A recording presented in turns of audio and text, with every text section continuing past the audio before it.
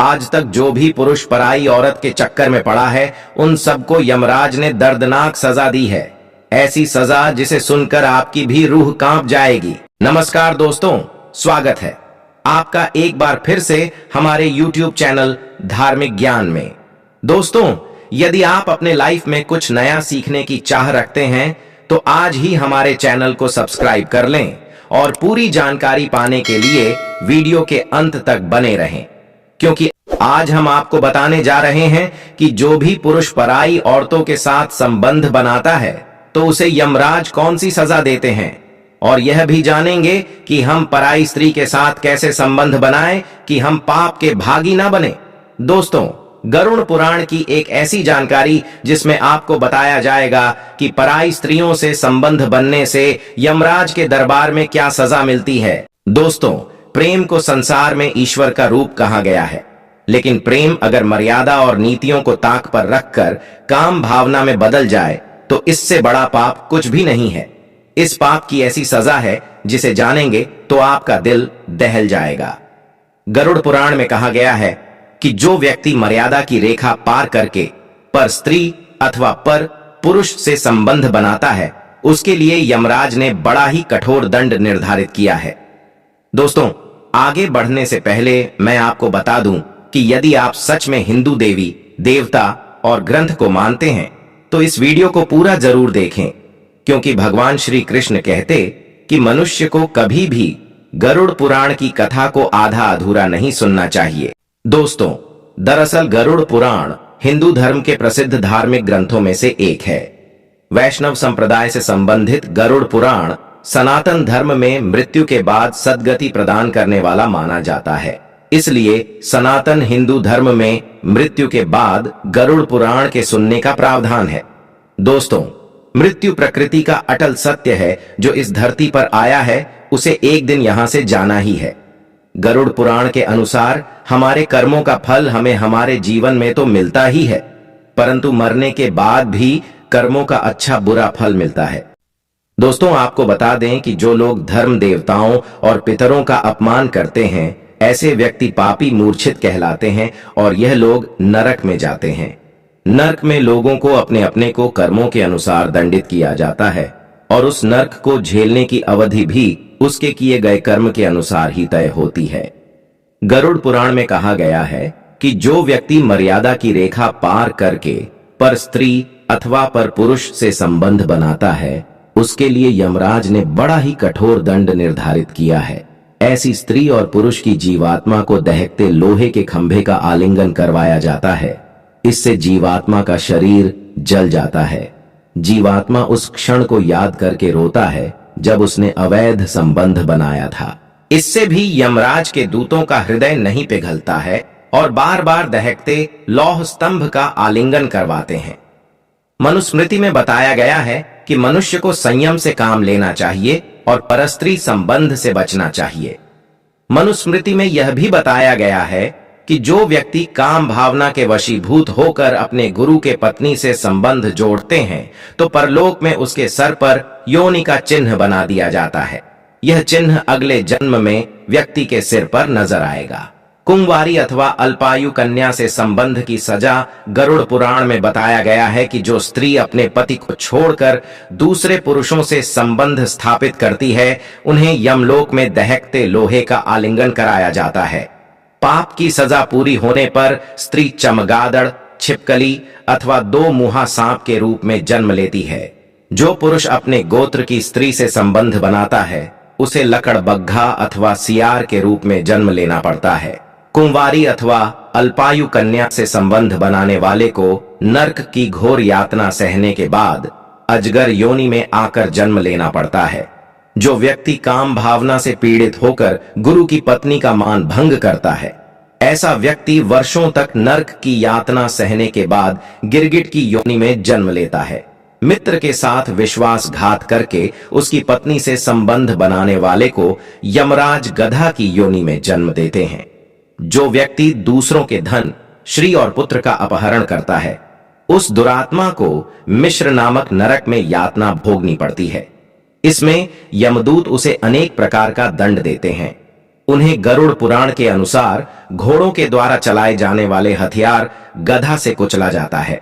जो पुरुष किसी के साथ विश्वासघात कर उसकी स्त्री से समागम करता है, उसे अंधता मिश्रा नरक में घोर यातना भोगनी पड़ती है। इस नरक में वह नेत्रहीन हो जाता है। दूसरों के परिवार को खत्म करने या दुखी करने वाले को यमदूतों के द्वारा जननांगों पर चोट मारी जाती है। इस नरक में मांस खाने वाले रोहड़ू जीव दूसरे जीवों के प्रति हिंसा करने वाले प्राणियों को पीड़ा देते हैं। दूसरों की संपत्ति हड़पने वाले को जंगली जानवरों से प्रताड़ित किया जाता है। पशु पक्षी आदि जीवों को मारकर पकाने वाला मनुष्य भी कुंभी पार्क नरक में गिरता है। यहां यमदूत उसे गर्म तेल में उबालते हैं। भोजन के लिए मासूम लोगों की जान लेने वाले को यमदूतों के द्वारा गर्म तेल की केड़ाही में तला जाता है। इस सजा को आपने अपरिचित फिल्में में भी देख चुके होंगे। वेदों के बताए मार्ग से हटकर पाखंड का आश्रय लेने वाले मनुष्य को 80 पत्र नामक नरक में घोड़ों से मारकर दुधारी तलवार से उसके शरीर को छेद किया जाता है। दोस्तों, कहा जाता है कि व्यक्ति खाली हाथ आया है और खाली हाथ ही जाएगा, लेकिन ग्रंथों के अनुसार व्यक्ति की मृत्यु के बाद भी 5 चीजें उसके साथ अगले जन्म तक जाती है। तो आइए जानते हैं मरने के बाद व्यक्ति कौन सी 5 चीजें अपने साथ ले जाता है। दोस्तों, आपने अक्सर लोगों को कहते सुना होगा कि मृत्यु के बाद व्यक्ति के साथ कुछ नहीं जाता। जो भी उस व्यक्ति से जुड़ी भौतिक सुख की चीजें हैं, वह सब यहीं रह जाती हैं।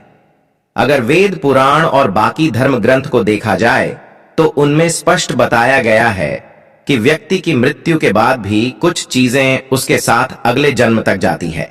कुछ चीजें ऐसी हैं जिनका भुगतान व्यक्ति के अगले जन्म में भी करना पड़ता है।